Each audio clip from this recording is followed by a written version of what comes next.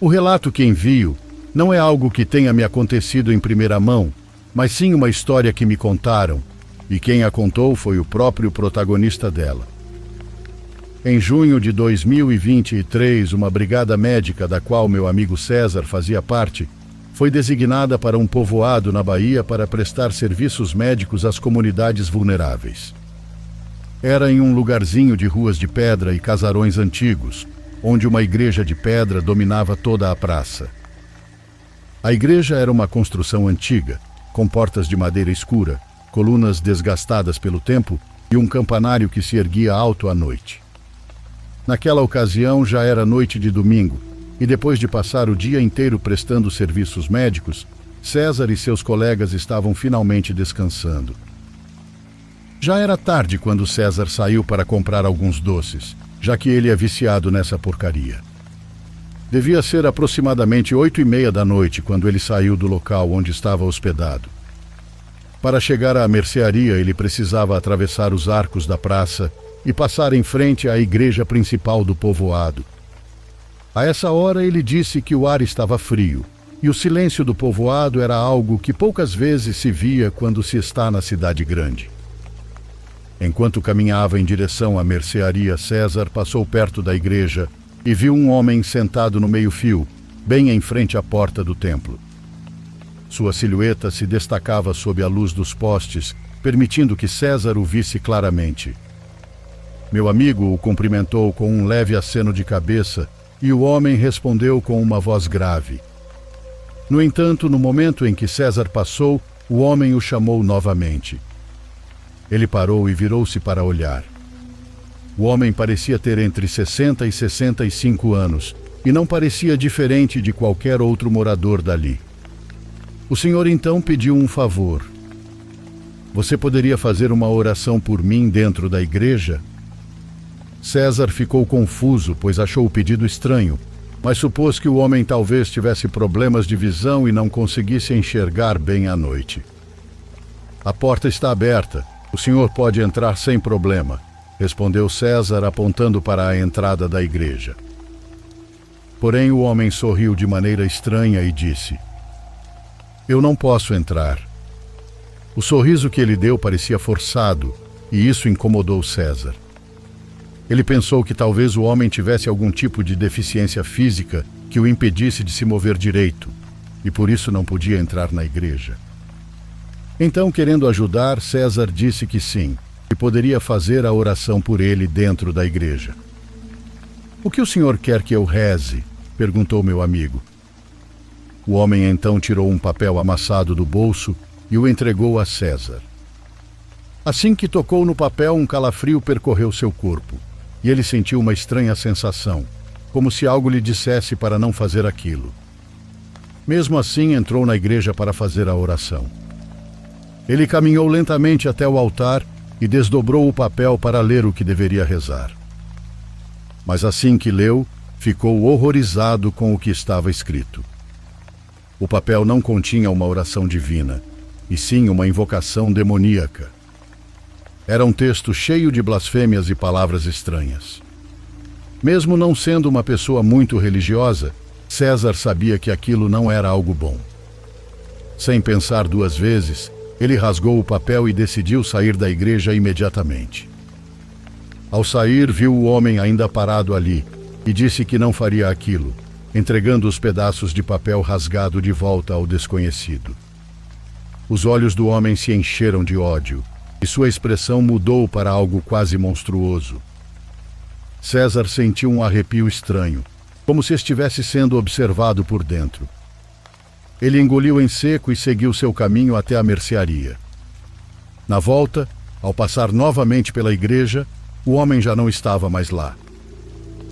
Isso foi muito estranho, pois fazia apenas alguns segundos que ele o tinha visto enquanto andava, e agora não havia mais ninguém no local.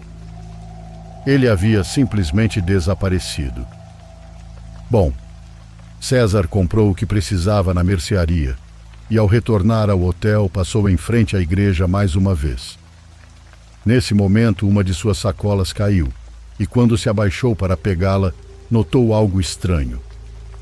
Havia uma sombra alta próxima à igreja. Quando levantou o olhar, viu um enorme cachorro preto com olhos brilhantes. O animal lembrava um Doberman e o observava sem tirar os olhos dele. César tinha certeza de que aquele cachorro não estava lá antes. Ele havia olhado para todos os lados ao passar pela igreja. Então ele tem absoluta certeza que esse cachorro simplesmente apareceu do nada. O cão rosnou e avançou levemente, parando a uma curta distância. Ele sentiu seu corpo se enrijecer de tanto medo, já que na infância ele quase morreu quando foi atacado por um cachorro. Nisso ele procurou ao redor uma pedra ou qualquer coisa que pudesse usar para se defender, caso o animal atacasse. Porém, o cachorro apenas continuou avançando lentamente. Suas patas mal faziam barulho contra o chão de pedra, como se fosse extremamente silencioso. Foi então que César percebeu que estava encurralado contra a parede da igreja. Mas algo curioso aconteceu. Assim que encostou na parede, o cachorro simplesmente parou. Apenas o observava sem se mexer, como se estivesse esperando alguma coisa. Nesse momento, meu amigo entendeu que, enquanto tocasse a igreja, o cachorro não poderia fazer nada contra ele. Então começou a caminhar lentamente ao longo da parede da igreja, sem desgrudar a mão dela. Enquanto caminhava, ouviu claramente uma voz sussurrando em seu ouvido: "Você vai morrer." Seu coração disparou, suas pernas reagiram antes de sua mente, e ele correu sem olhar para trás. Somente quando chegou perto do lugar que ele estava hospedado, ele parou para respirar. Com o coração acelerado, virou-se para trás. O cachorro preto estava sentado diante da igreja, olhando fixamente para a porta do templo. Então, como se sentisse sua presença, o animal virou lentamente a cabeça em sua direção.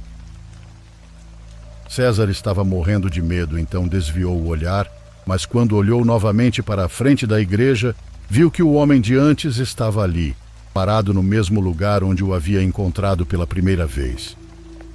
Tremendo, César correu de volta para a pousada. Naquela noite ele não conseguiu dormir e somente dias depois teve coragem de contar o que havia acontecido. Ele relatou a história a uma funcionária da prefeitura local com quem estava trabalhando. A mulher ouviu atentamente e, com um olhar sério, disse: "Esse homem é um bruxo e ele costuma aparecer para os visitantes. A oração que ele pediu para você rezar na igreja era um pacto. Se você tivesse dito aquelas palavras dentro da igreja, teria entregado sua alma aos demônios dele." Naquela noite ele sonhou novamente com a igreja, com o cachorro e com a silhueta sombria do homem. Em seu sonho, ouviu um sussurro que falava dentro de sua cabeça: "Você ainda pode aceitar."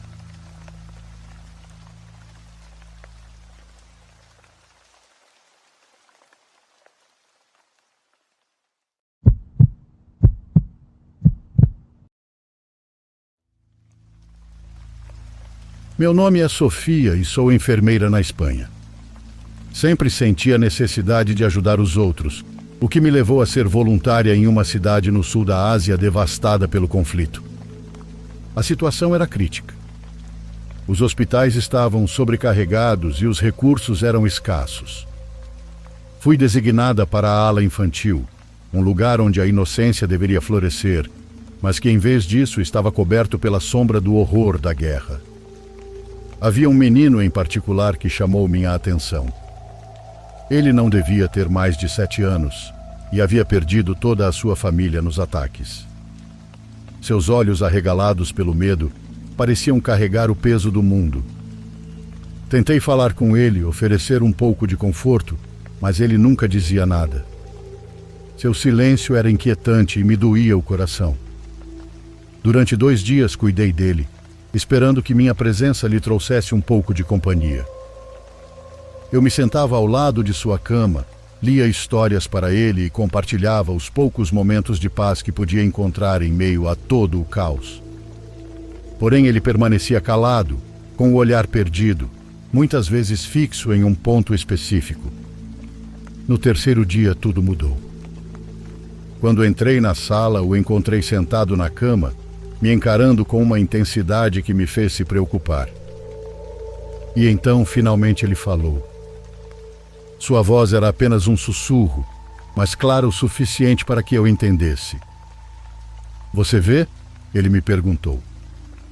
Fiquei muito confusa, pois sua voz era apenas um murmúrio. Vê o quê? Perguntei, tentando manter a calma. O menino virou lentamente a cabeça e apontou para um canto escuro do quarto.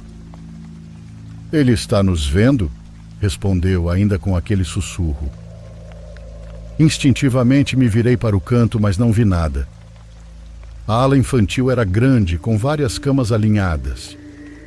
A única luz vinha do corredor, criando sombras que dançavam levemente com a brisa noturna. Não tem ninguém ali, querido, disse, tentando tranquilizá-lo. O menino balançou a cabeça e seus olhos se arregalaram. Ele sempre está ali. Ele fez uma pausa e acrescentou. Às vezes ele se move. Quem? Insisti, embora uma parte de mim não quisesse saber a resposta. Ele é muito alto, usa um manto preto e não anda. Ele flutua. Comecei a me sentir estranha, então olhei ao redor me sentindo mais exposta do que o normal. Desde quando você o vê? Perguntei com a boca seca. Desde que cheguei aqui. Suas palavras me deixaram inquieta. Quis acreditar que era apenas fruto da imaginação dele ou resultado do trauma que havia vivido, mas a forma como me olhava dizia que aquilo era real para ele. Nos dias seguintes, um padrão sombrio começou a se formar. Crianças que pareciam estar estáveis começaram a piorar sem motivo aparente. A ala, antes cheia de murmúrios de esperança, agora ressoava apenas choro e desespero. Eu não conseguia tirar da cabeça a ideia de que o que o menino havia visto estava relacionado ao que estava acontecendo. E então comecei a notar coisas estranhas. Eram massas escuras aparecendo onde não deveriam e movimentos fugazes no canto dos olhos. Era como se a escuridão tivesse ganhado vida própria, e isso deixou o ambiente no hospital pesado. Vi mais crianças sucumbindo às suas feridas, com seus corpos frágeis sem forças para lutar. Alguns membros da equipe falavam sobre uma maldição que havia se instalado ali. Tentei buscar explicações racionais, mas no fundo algo me dizia que isso ia além da lógica.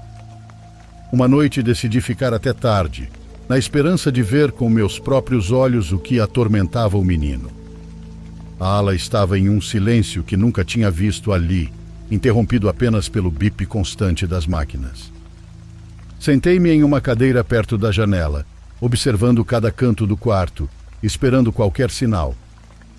As horas passaram, e quando estava prestes a desistir, eu vi. Uma massa escura, mais escura que a própria noite, deslizou pela parede do fundo. Ela não caminhava, flutuava sobre o chão, aproximando-se lentamente da cama de uma menina.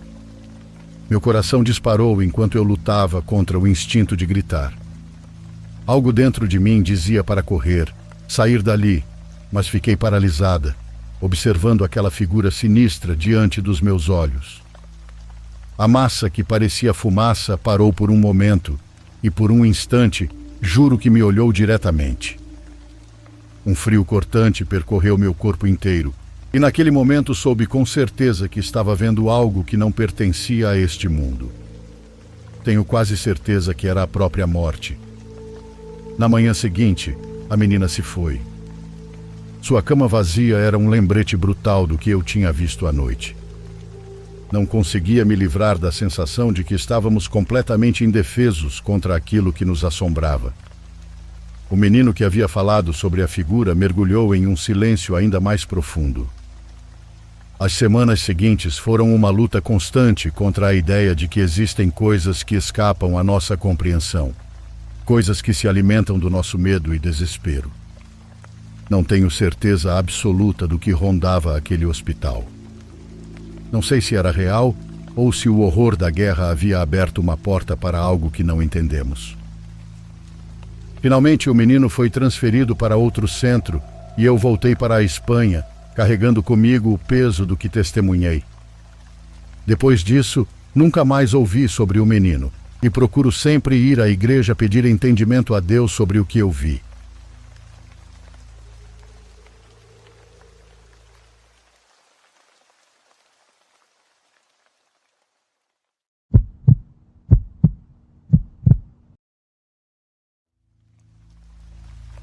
Sou venezuelana e estou feliz por poder compartilhar uma experiência com vocês.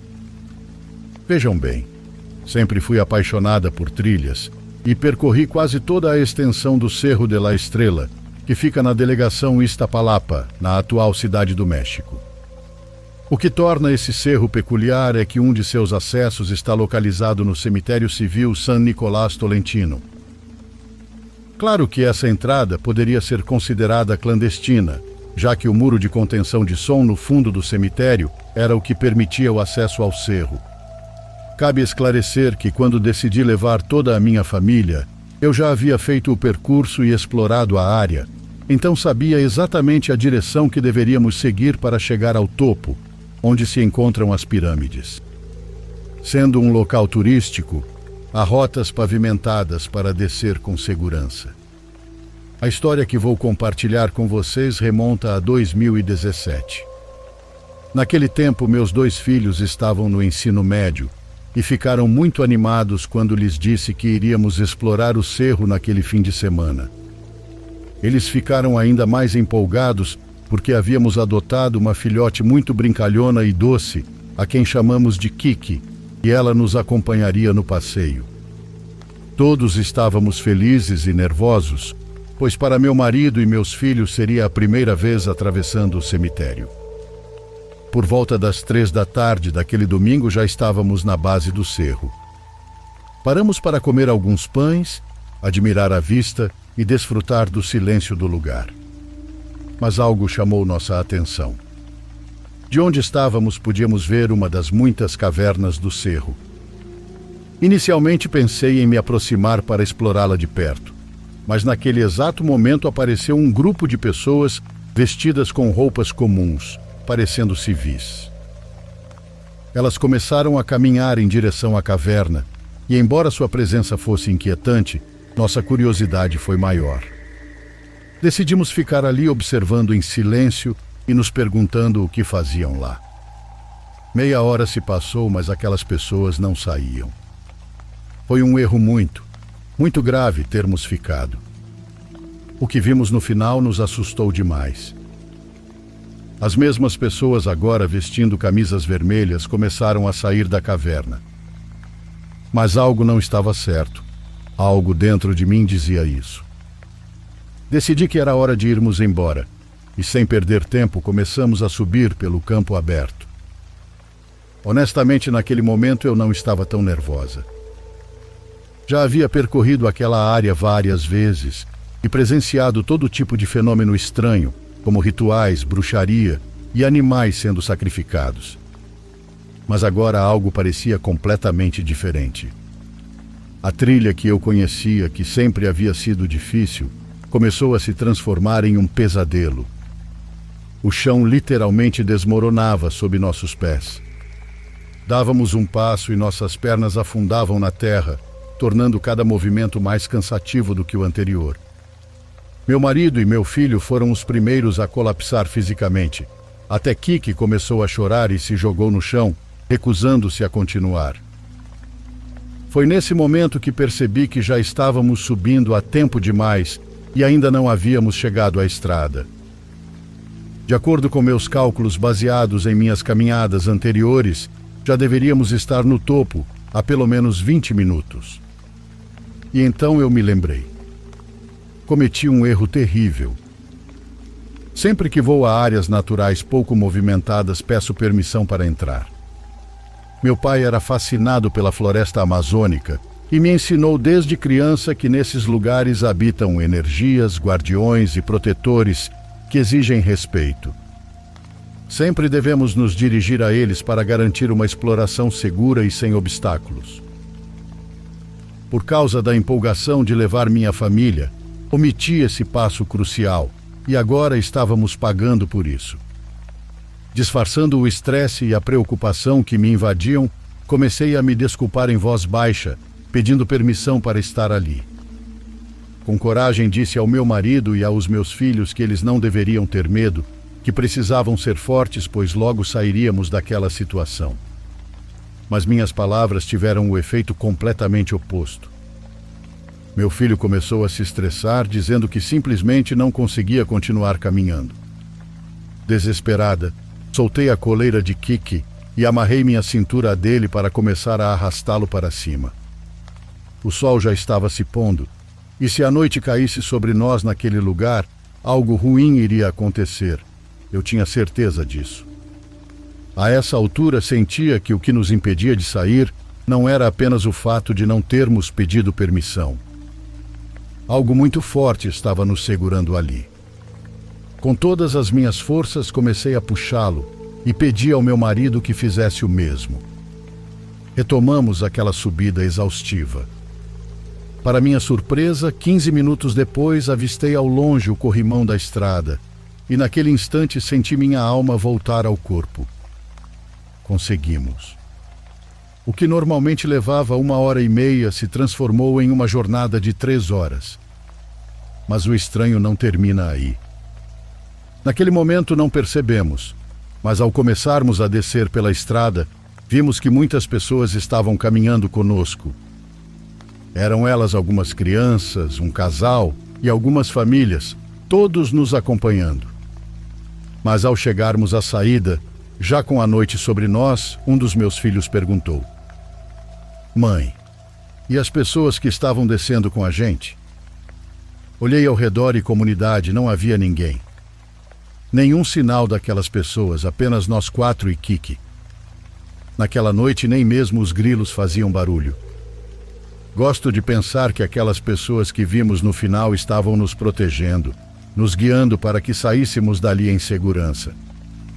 Porque confesso que depois da tensão de ter corrido tanto perigo naquela trilha, sentir que não estávamos sozinhos me tranquilizou. Isso me deu a confiança de que conseguiríamos sair bem dali. E conseguimos.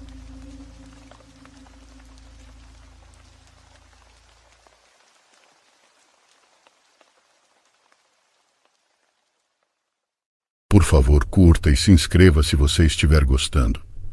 Agora continuamos.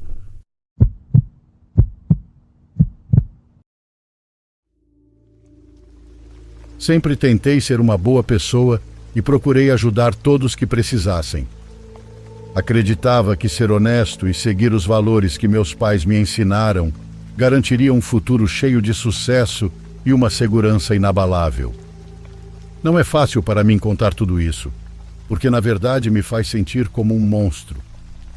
Mas também considero que revelar esses segredos me ajudará a limpar a alma, a perdoar as coisas que fiz e a compreender que fui vítima das circunstâncias.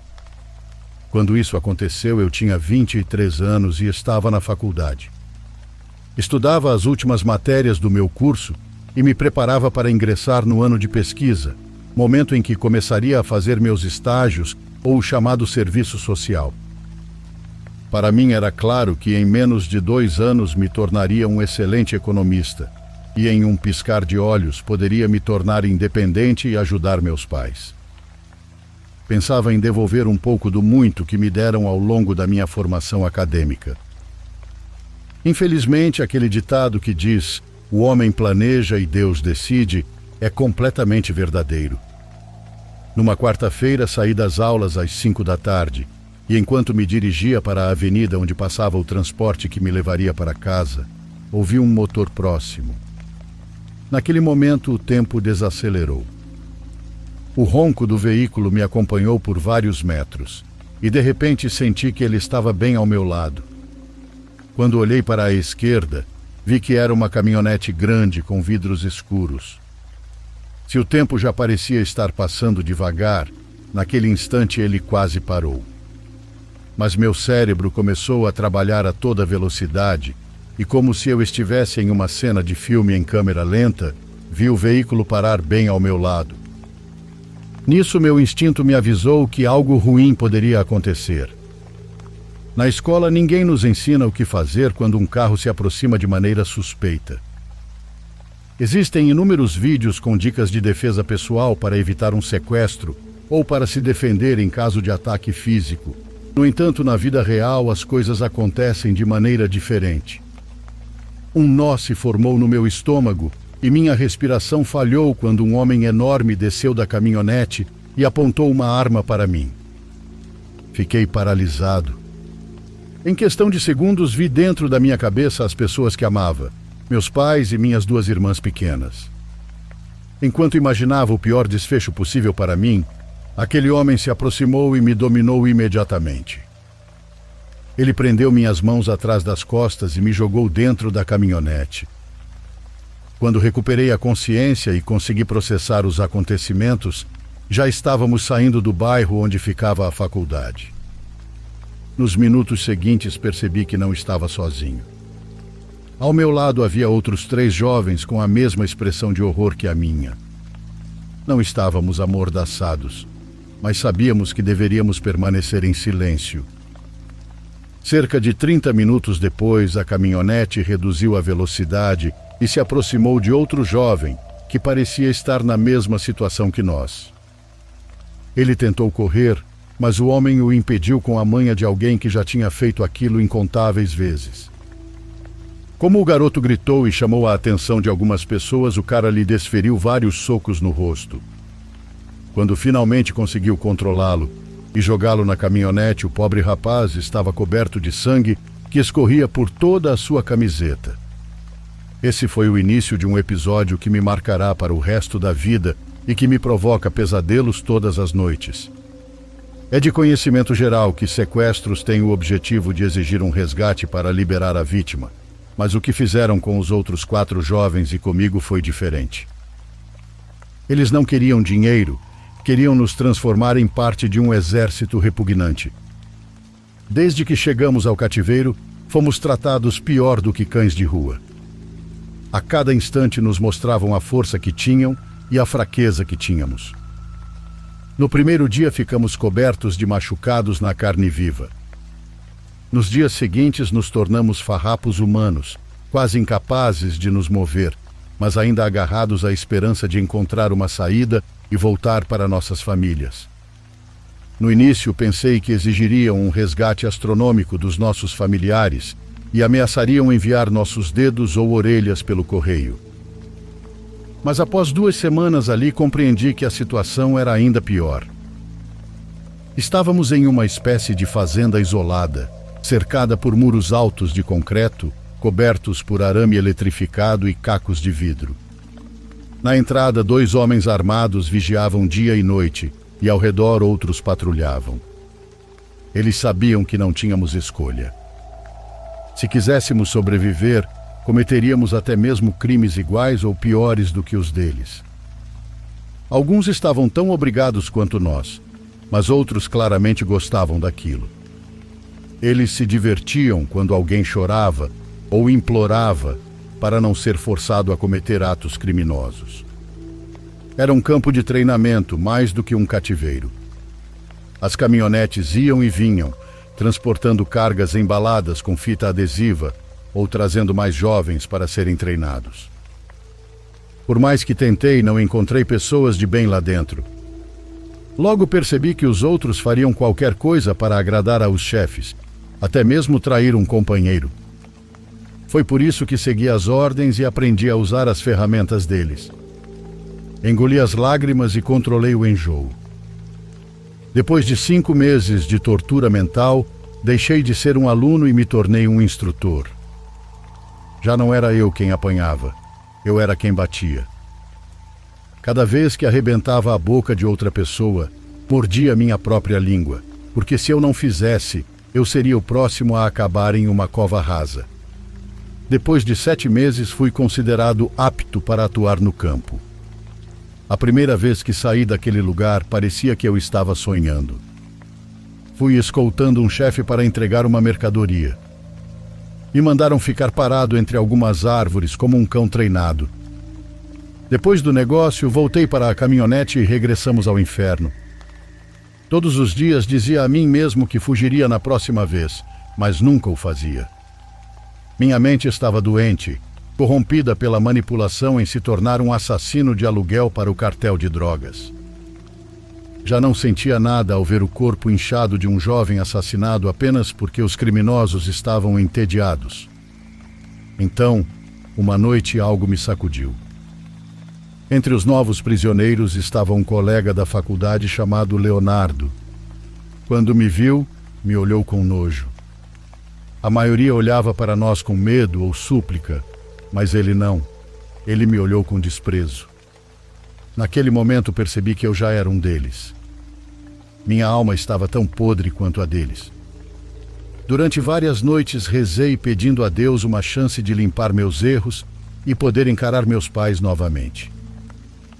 Não sei se ele me ouviu, mas alguns dias depois saímos para sequestrar mais jovens. Um deles conseguiu fugir e alertou uma viatura. Os policiais vieram atrás de nós e durante a perseguição a caminhonete capotou. Estávamos perto de alguns campos de feijão e eu saí pela janela dando uma cambalhota. Pude sentir como minha perna se fraturou, mas a adrenalina do momento me permitiu me arrastar para longe do veículo. Encontrei uma cabana onde havia uma caixa d'água e me joguei dentro dela.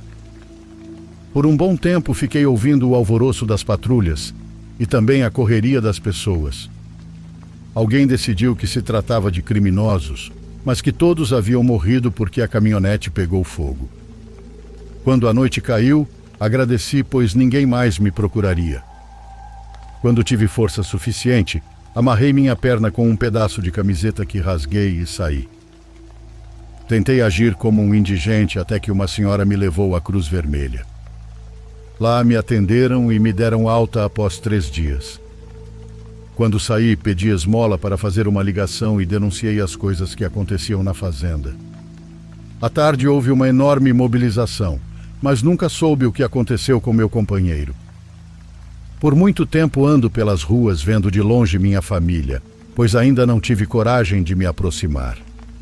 Me sinto sujo, e se por acaso ainda estiverem me procurando, não quero colocá-los em risco.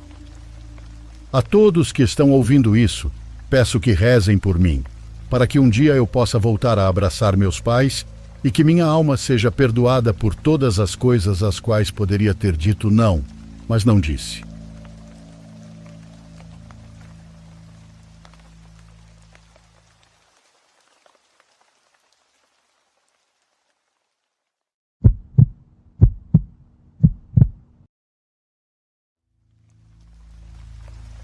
Meu nome é Elisa, sou seguidora do canal e quero contar algo que aconteceu comigo há 20 anos.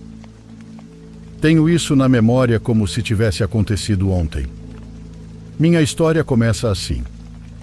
Eu morava em Limeira, tinha cerca de 5 anos, e estudava em uma pré-escola no turno vespertino. Um dia, como de costume, durante o recreio senti vontade de ir ao banheiro. Os banheiros dessa escolinha ficavam atrás da diretoria, em uma área meio feia da escola. O corredor estava sempre úmido, meio escuro, e pelo menos para mim tinha uma aparência de filme de terror. Bem no caminho para o banheiro, soou o alarme avisando o fim do recreio. Como eu ainda não tinha chegado ao banheiro, corri para fazer minhas necessidades e voltar o mais rápido possível para a sala. De verdade, acho que não demorei nem 2 minutos.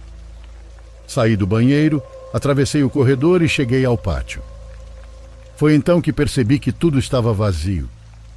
Em frente ao pátio ficavam as salas de aula, e obviamente por ser um jardim de infância, sempre havia movimento, barulho e crianças brincando.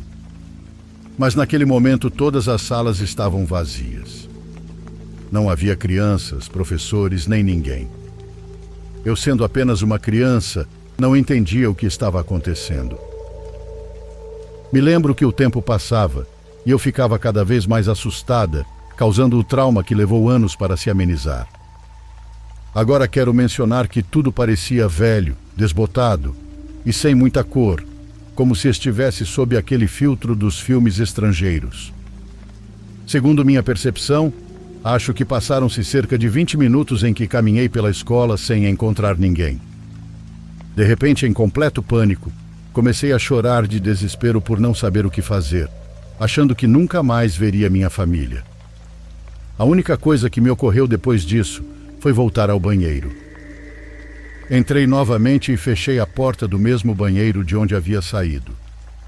Me sentei no vaso sanitário, fechei os olhos e pedi a Deus que me ajudasse a encontrar alguém, porque estar sozinha me dava muito medo. Fiquei de cabeça baixa e de olhos fechados por alguns segundos. Quando os abri, tomei coragem e decidi sair mais uma vez. Dessa vez já consegui ouvir barulhos e tudo parecia normal.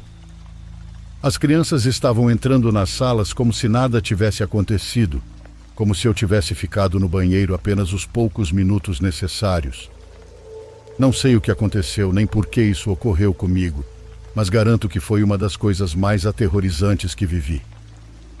Nunca contei essa experiência para estranhos por medo de acharem que eu estava louca.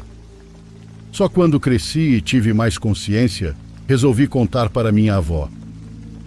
Para minha surpresa, ela me disse que algo semelhante havia acontecido com meu pai quando ele era jovem, mas que ele não gostava de falar sobre isso.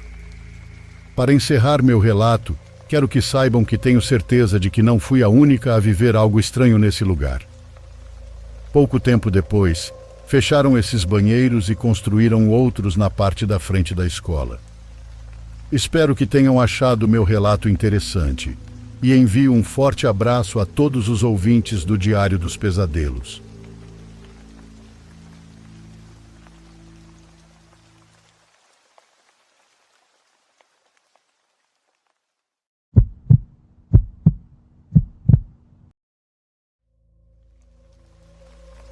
Quando eu tinha 16 anos, morava com meus pais em uma casa normal no subúrbio. Meus pais eram do tipo que fazia muitas viagens, tanto a trabalho quanto a lazer. Então, quando eles iam durante o ano letivo, eu ficava em casa e cuidava da casa por alguns dias ou uma semana inteira. Eu não me importava, e às vezes, até gostava. Durante esta semana, meus pais estiveram ausentes por 6 dias. Então, praticamente todas as noites, eu saía para comprar comida em algum lugar. Era sexta-feira, então fiquei acordado até tarde e não tive que fazer nenhum dever de casa. Mas por volta das 23, percebi que ainda não tinha comido nada. Fiz uma pausa e entrei no carro, dirigindo até uma lanchonete próxima. Estava perto da hora de fechar, então eu não esperava fila nem nada. Quando entrei, havia um único homem parado no balcão. Parecia que ele tinha acabado de fazer o pedido e estava esperando pela comida. Contornei ele e um funcionário anotou meu pedido. Então fiquei atrás do homem e esperei também. Enquanto eu estava lá, percebi como o homem era desleixado. Ele era alto e magro, usava roupas rasgadas e tinha cabelos longos cheios de mato. Ele recebeu seu pedido e foi embora, mas não pude deixar de vê-lo sair, intrigado com sua aparência incomum. Alguns minutos depois, peguei minha comida e fui para o carro, saindo do estacionamento. Não estava com trânsito, então cheguei em casa bem rápido. Fui para o meu quarto, sentei-me à mesa e liguei um vídeo para assistir enquanto comia. Eram quase meia-noite, mais ou menos. Até então eu não estava tão cansado e planejava ficar acordado por mais algumas horas. Enquanto estava sentado lá, ouvi um som rápido e sutil vindo do andar de baixo. Pausei o vídeo e prestei atenção, mas não ouvi mais nada. Levantei-me e inclinei a cabeça para o corredor, tentando ouvir novamente, mas ainda sem ouvir nada. Neste ponto, eu ainda não sabia o que era o som. Eu não estava prestando atenção suficiente e foi tão rápido que nem consegui dizer de onde veio o barulho. Embora pensasse que provavelmente não era nada, eu ainda queria ter certeza. Então desci as escadas e olhei em volta. Não havia muito para ver. Tudo estava como havia sido deixado, mas ao passar pela porta da frente percebi qual era o som. Agarrei a maçaneta da porta e balancei-a, recriando exatamente o som que ouvi. Alguém havia aberto a porta. Olhei rapidamente pelo olho mágico, sem ver nada. Então corri até a porta dos fundos. Examinei o quintal até que meus olhos pousaram em uma figura. Ele estava de costas para a casa, parado na porta do galpão. Era alto e magro. Depois de alguns segundos, tive quase certeza de que era o homem que vi naquela lanchonete. Apenas um momento depois, porém, ele forçou a porta do galpão e entrou. Aproveitei isso como minha chance de chamar a polícia. Então corri para o meu quarto e liguei para o 911. Enquanto observava o galpão da janela do meu quarto, a operadora disse que os policiais estavam a caminho. Menos de um minuto depois, o homem saiu correndo do galpão, segurando várias ferramentas grandes. Ele correu em direção à casa, vindo direto para a porta dos fundos. Corri para o corredor para ver se conseguia fazer alguma coisa para impedi-lo, ou talvez até sair correndo de casa. Fui impedido pelo baque do metal batendo na porta dos fundos. Minha adrenalina disparou e naqueles poucos momentos tomei a decisão de correr. Desci as escadas correndo e fui direto para a porta da frente, vendo o homem continuando a arrombar a porta dos fundos. Corri para o jardim da frente e para a rua e fui até a esquina do quarteirão. Alguns minutos se passaram antes que 2 carros da polícia parassem na garagem e entrassem pela porta da frente aberta. Voltei para casa, chegando lá no momento em que tiraram o homem e o trancaram no carro. Eles o encontraram segurando uma chave inglesa pesada que ele havia conseguido no galpão dos meus pais. Dentro de casa, porém, parecia que o homem ficou furioso, destruindo tudo o que podia nos poucos minutos que a polícia levou para aparecer. Não se sabe como ele me seguiu até em casa e por que fez o que fez, mas o homem claramente não parecia muito estável mentalmente. Por isso eu digo, sempre tome cuidado.